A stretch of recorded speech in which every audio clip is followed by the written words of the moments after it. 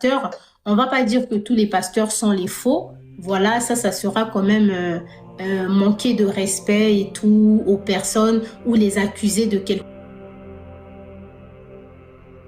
chose dont on n'a pas les preuves.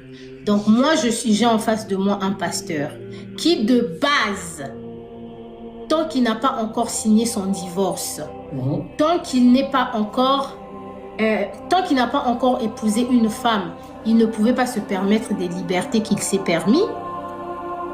Donc, premièrement, il me parle de mariage. Du coup, moi, je n'y crois pas trop. Je suis sincère que je n'y crois pas trop. Mais je dis, je lui donne le bénéfice du doute. Il est pasteur.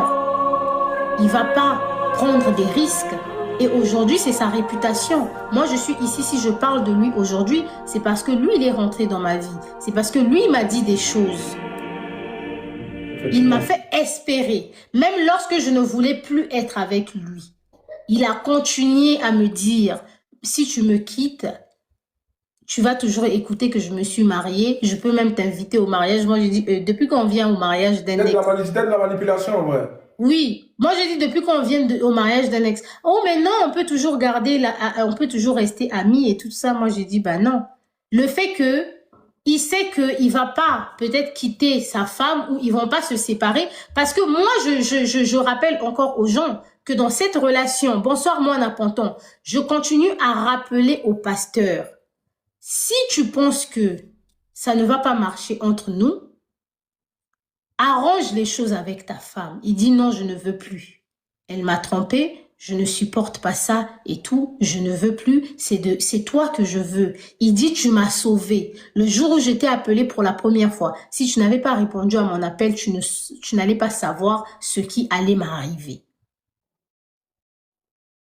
Donc quelque part, il m'a fait espérer. Si je n'étais pas une fille, moi, je le dis toujours aux gens, je suis un peu folle. Tu sais, Corolla, si tu as vécu des choses, moi, quand les gens disent tu es amoureuse et tout ça là, moi, j'ai vécu des choses avec le père de mon fils. Et aujourd'hui, il y a une partie de mon cœur qui n'est toujours pas guérie. Donc, je ne donne jamais ma confiance à un homme à 100%.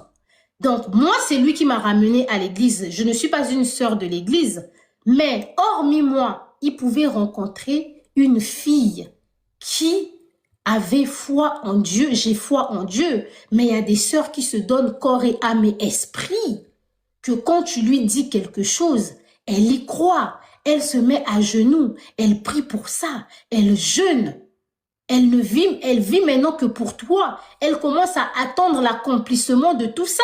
C'est